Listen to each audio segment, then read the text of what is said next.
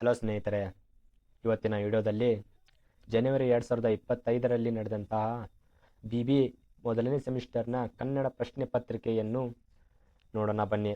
ಹಾಗಾದರೆ ನಮ್ಮ ಚಾನೆಲ್ಗೆ ಯಾರಾದರೂ ಮೊದಲು ಬಾರಿ ನೋಡುತ್ತಿದ್ದರೆ ಸಬ್ಸ್ಕ್ರೈಬ್ ಮಾಡಿಕೊಳ್ಳಿ ಮತ್ತು ಅದರ ಕೆಳಗಿನ ಬೆಲ್ ಐಕಾನನ್ನು ಕ್ಲಿಕ್ ಮಾಡುವುದರಿಂದ ನಾವು ಡಿಗ್ರಿ ರಿಲೇಟಿವ್ ಆಗಿ ಮಾಡುವ ಪ್ರತಿಯೊಂದು ವಿಡಿಯೋಸ್ನ ನೋಟಿಫಿಕೇಶನ್ ನಿಮಗೆ ದೊರೆಯುತ್ತದೆ. ಹಾಗಾದರೆ ವಿಡಿಯೋ ಸ್ಟಾರ್ಟ್ ಮಾಡೋಣ ಬನ್ನಿ. ಈ ಪ್ರಶ್ನೆ ಪತ್ರಿಕೆ BBA ಪರೀಕ್ಷೆಯ ಪ್ರಥಮ ಸೆಮಿಸ್ಟರ್ದಾಗಿರುತ್ತದೆ. ಇದು ಜನವರಿ 2025ರಲ್ಲಿ ನಡೆದಂಥ ಪ್ರಶ್ನೆ ಪತ್ರಿಕೆ ಆಗಿರುತ್ತದೆ. ಈ ಪ್ರಶ್ನೆ ಪತ್ರಿಕೆಯು 3 ಗಂಟೆಗಳ ಸಮಯವನ್ನು ತೆಗೆದುಕೊಳ್ಳುವ ಅವಕಾಶವನ್ನು ನೀಡುತ್ತದೆ ಮತ್ತು ಗರಿಷ್ಠ ಅಂಕಗಳು 80. ಅಂದರೆ ಈ ಪ್ರಶ್ನೆ ಪತ್ರಿಕೆಗಳನ್ನು 80 ಅಂಕಗಳಲ್ಲಿ ನೀವು ಉತ್ತರಿಸಬೇಕಾಗುತ್ತದೆ. ಪ್ರಶ್ನೆಗಳನ್ನು ನೋಡುವುದಾದರೆ, ರೋಮನ್ ಅಂಕಿ 1ರಲ್ಲಿ ನಿಮಗೆ 2 ತರಹದ ಪ್ರಶ್ನೆಗಳನ್ನು ನೀಡಲಾಗುತ್ತದೆ. ಅದರಲ್ಲಿ ಅಂದರೆ ಪದ್ಯದ ಭಾವಾರ್ಥ ಬರೆಯಿರಿ. ಅಂದರೆ ಈ ಪದ್ಯದ ಭಾವಾರ್ಥ 6 ಅಂಕಗಳಲ್ಲಿ ಇರುತ್ತದೆ. ಅಂದರೆ ಸುಮಾರು 15ರಿಂದ 20 ವಾಕ್ಯಗಳಲ್ಲಿ ಬರೆದಾಗ ನಿಮಗೆ 6 ಅಂಕಗಳು ಸಿಗುವ ಸಂಭವ ಇರುತ್ತದೆ, ಅಂದರೆ ಸಿಗುತ್ತವೆ. ಇನ್ನು 2ಕ್ಕೆ ಟಿಪ್ಪಣಿ ಬರೆಯಿರಿ. ಅಂದರೆ ಆಲದ ಮರ, ಗೊಂಡಾಲ ಅಥವಾ GS ರುದ್ರಪ್ಪ ಅಥವಾ ನರಸಿಂಹಮೂರ್ತಿ ಇವರ ಹೀಗೆ 4 ವಿಷಯಗಳನ್ನು ಕೊಡುತ್ತಾರೆ. ಅದರಲ್ಲಿ 2ಕ್ಕೆ ಬರೆಯಬೇಕಾಗುತ್ತದೆ. ಅಂದರೆ ಈ ಪ್ರತಿಯೊಂದು ಪ್ರಶ್ನೆಗೆ 2 ಅಂಕದಂತೆ 2 ಪ್ರಶ್ನೆಗೆ 4 ಅಂಕಗಳು ಸಿಗುತ್ತವೆ. ಅಂದರೆ ಆಲದ ಮರ ಈ ವಿಷಯದ ಬಗ್ಗೆ ನೀವು ಸುಮಾರು 4ರಿಂದ 6 ವಾಕ್ಯಗಳಲ್ಲಿ ಬರೆಯಬೇಕಾಗುತ್ತದೆ. ಆವಾಗ ನಿಮಗೆ 2 ಅಂಕಗಳು ಸಿಗುತ್ತವೆ. ಇನ್ನು ರೋಮನ್ 2ರಲ್ಲಿ 6 ಪ್ರಶ್ನೆಗಳಿಗೆ ಉತ್ತರಿಸಿ. ಅಂದರೆ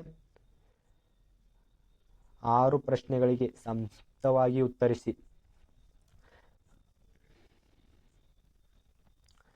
ಈ ಪ್ರಶ್ನೆಗಳಲ್ಲಿ ಸುಮಾರು 8 ಪ್ರಶ್ನೆಗಳನ್ನು ನೀಡಲಾಗುತ್ತದೆ.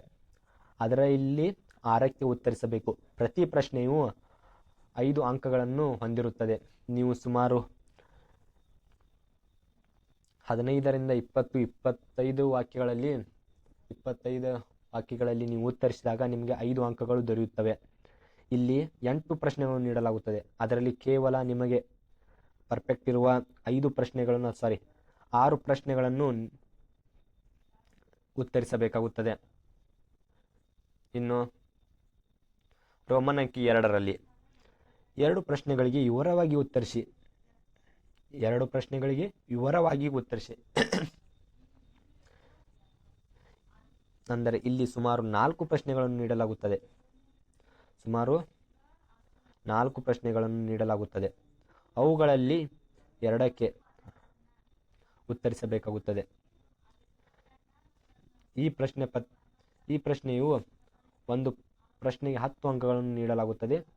ನಿಮಗೆ ಇವುಗಳಲ್ಲಿ ಒಂದು ಪ್ರಶ್ನೆಗೆ ಉಪಸಂಹಾರ ಮತ್ತು ಪೀಠಿಕೆ ಇವುಗಳನ್ನು ಹಾಕಿ ಬರೆದಾಗ ಪರ್ಫೆಕ್ಟ್ ಆಗಿ 10 ಅಂಕಗಳು ದೊರೆಯುತ್ತವೆ. ಇದರಲ್ಲಿ ಇವರನ್ನೇ ಚೆನ್ನಾಗಿ ಸುಮಾರು 40ರಿಂದ 50 ವಾಕ್ಯಗಳಲ್ಲಿ ಉತ್ತರಿಸಬೇಕು. ಆವಾಗ ನಿಮಗೆ 10 ಅಂಕಗಳು ದೊರೆಯುತ್ತವೆ. ಇನ್ನು ರೋಮನ್ ಅಂಕಿ 4ರಲ್ಲಿ 2ಕ್ಕೆ ಸಂಕ್ಷಿಪ್ತವಾಗಿ ಉತ್ತರಿಸಿ. ಅಂದರೆ ಇಲ್ಲಿ 3 ಪ್ರಶ್ನೆಗಳನ್ನು ನೀಡಲಾಗುತ್ತದೆ. ಅದರಲ್ಲಿ 2ಕ್ಕೆ ಸಂಕ್ಷಿಪ್ತವಾಗಿ ಉತ್ತರಿಸಿ. ದ್ವಾಪರ ದೇವ ಕಂಡ ಕುರುಕ್ಷೇತ್ರದ ಸ್ಥಿತಿ. ಅಂದರೆ ಸುಮಾರು ಒಂದು ಪ್ರಶ್ನೆಗೆ 5 ಅಂಕದಂತೆ 2 ಪ್ರಶ್ನೆಗಳನ್ನು ಉತ್ತರಿಸಿದಾಗ 10 ಅಂಕಗಳು ದೊರೆಯುತ್ತವೆ.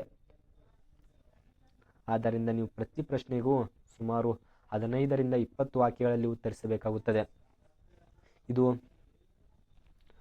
ಉತ್ತರಿಸಿದಾಗ ನಿಮಗೆ 10 ಅಂಕಗಳು ಸಿಗುತ್ತವೆ. ಇನ್ನು ರೋಮನ್ ಅಂಕಿ 4ರಲ್ಲಿಯೇ ಆ ಭಾಗ ನೋಡುವುದಾದರೆ, ಒಂದು ಪ್ರಶ್ನೆಗೆ ವಿವರವಾಗಿ ಉತ್ತರಿಸಿ. ಅಂದರೆ 2 ಪ್ರಶ್ನೆಗಳನ್ನು ನೀಡಲಾಗುತ್ತದೆ. 1, 2 ನೀಡಲಾಗುತ್ತದೆ. ಅದರಲ್ಲಿ ನಿಮಗೆ ಪರ್ಫೆಕ್ಟ್ ಇರುವ 2 ಪ್ರಶ್ನೆಗಳಲ್ಲಿ 1 ಪ್ರಶ್ನೆಗಳನ್ನು ಉತ್ತರಿಸಬೇಕಾಗುತ್ತದೆ.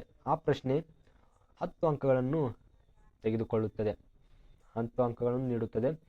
ನೀವು ಸುಮಾರು ಪೀಠಿಕೆ, ಉಪಸಂಹಾರ, ಪಾಯಿಂಟ್ಸ್ ಆಗಿ 10 ಪಾಯಿಂಟ್ಗಳನ್ನು ಬರೆದಾಗ ನಿಮಗೆ 10 ಅಂಕಗಳು ಸಿಗುತ್ತವೆ.